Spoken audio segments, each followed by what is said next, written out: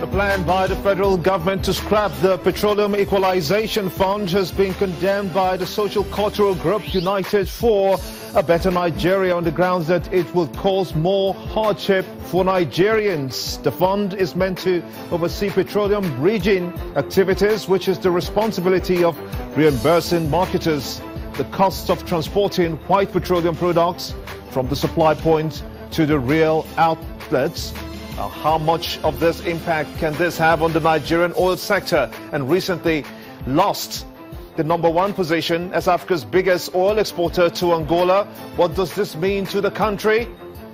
Zakka, Bala, an economist, will talk to us much later in just a few moments here on the show. We'll be looking at that very critically.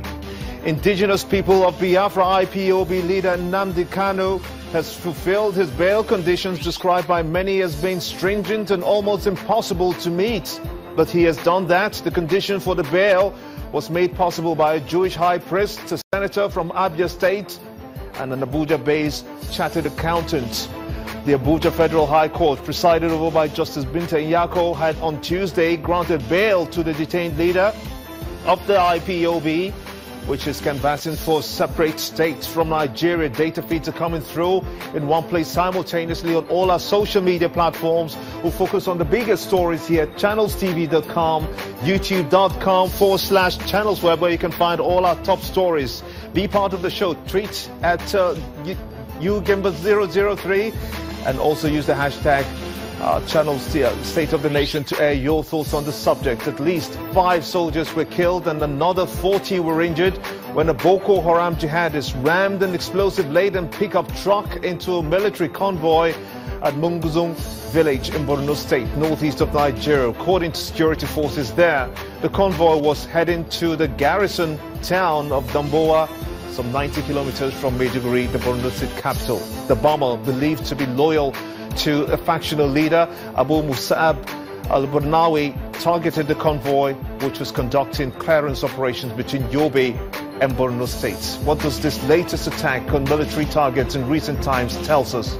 Is the larger defeated sector that will be the insurgents? Over the 20,000 people which it has killed in the past 8 years, does that raise any concerns again for the military?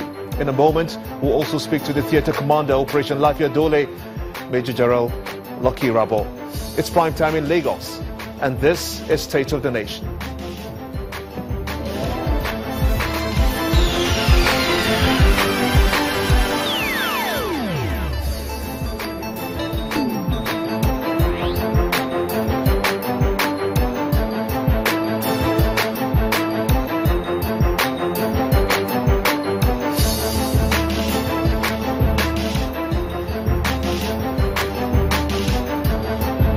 Welcome everyone in Nigeria and the rest of the world. I am Gimba Umar and this is State of the Nation. Right behind me, data feeds are still coming through simultaneously on all our social media platforms.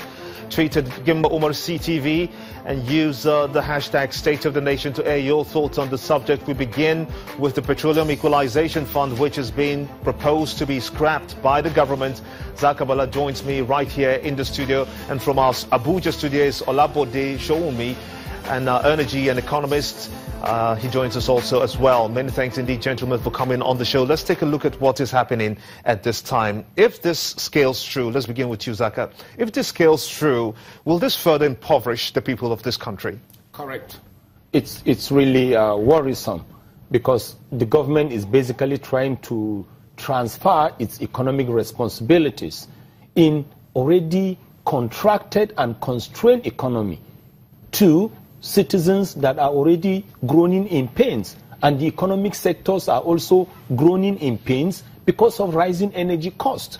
Because if you look at it, the Petroleum Equalization Fund is a fund that is supposed to provide a kind of hauling logistics leverage and caution that will end up creating a kind of equilibrium and will equilibrate the price of PMS across the country. So ordinarily, if the rail lines were to be functional and effective, you're supposed to transport heavy goods and petroleum products using trains and wagons. But we know that they are not effective.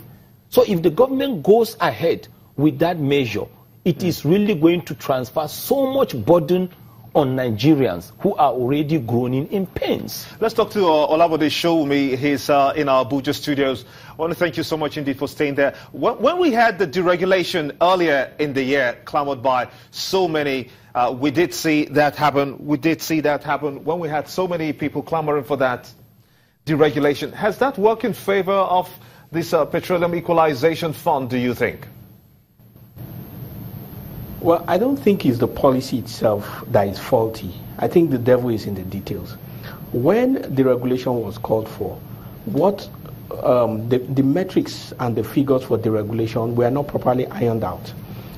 When they say petrol is being deregulated in an economy or in a situation where the cost of crude oil has fallen, to what extent is it being deregulated?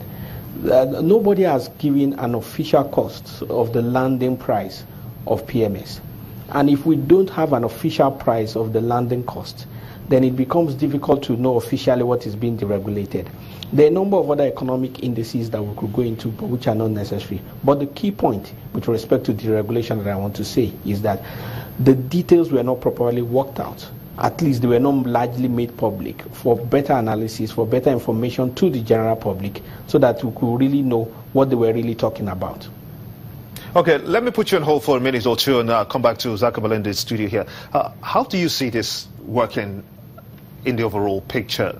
The PEF, for instance, now, how will it affect jobs? We know that the transportation sector of the oil and gas sector is very likely to be the first majorly to be hit.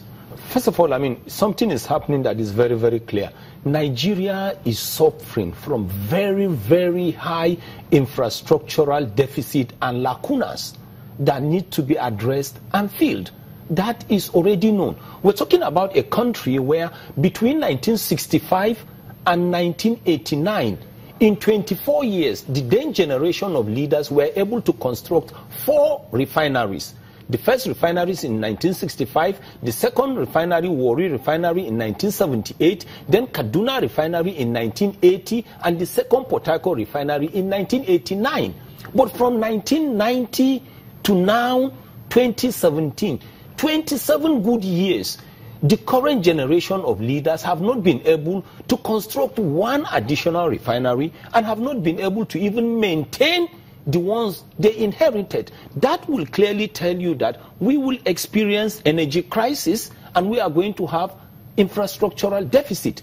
And fundamentally, it's very clear.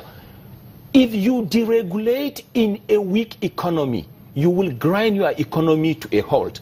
Nigeria is an emerging economy. Nigerian economy is a weak economy. Nigeria is an importing nation. Instead of deregulation, what we are supposed to do will be to liberalize the economy. Then by the time you... How's that going to work? Come back? How's that going to work No, when you liberalize the economy? When you liberalize, you give some reasonable opportunities to people to come in and contract, but you will have some reasonable control. But when your economy is very weak, when you are an importing nation and you deregulate, that means you're throwing your weak economy, weak currency to externalities. And you're talking about a country where the minimum wage is less than $50. This is what the government wants to do concerning this PEF proposal. It wants to also improve the infrastructure, especially the rail infrastructure in this country, just so that the big volumes of petroleum products, of course, you know that the railway cannot be sustained by movement of just people only. You also have to move things like oil and gas, just so that those railways are sustainable. You know, Jared, don't you think the government is doing something in the right direction, and possibly when it says we want to scrap off the PEF and that is permissible? You know, Jared, it's what we call paper economy and practical economy. If we want to be honest, if we want to be straightforward as Nigerians, you understand, we should be talking about practical economy. The government is trying to deregulate the entire downstream, and we're already saying, people have been clamoring. It's very clear that the deregulation is not going to bring us out of the woods. It's very clear that foreign direct investors are not coming. We should even start thinking inwards, you know, of local direct investors.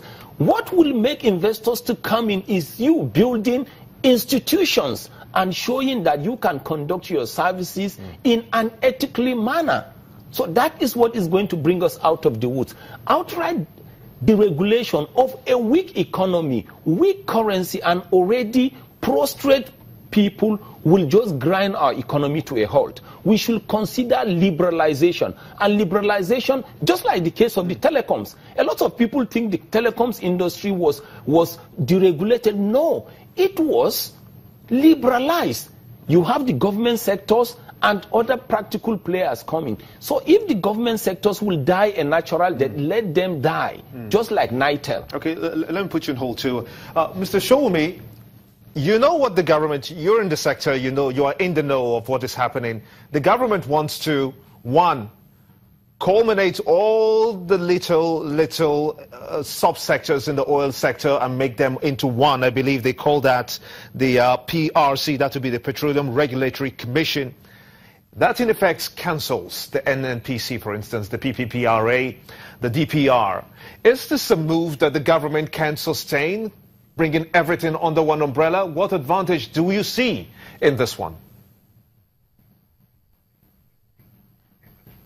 You know, first of all, it's not only that they can sustain it, they must sustain it.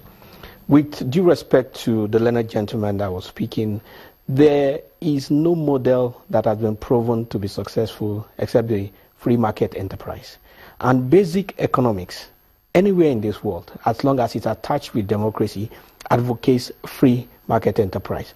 Now, there is a problem with capitalism, and that is the fact that the capitalist or the entrepreneur can want, at the expense of making profit, damage society. And that's why you have a regulator. In this case, the regulator that is being put there, that is going to technically make NNPC cease to exist, is going to exist solely as a regulator and not as a player.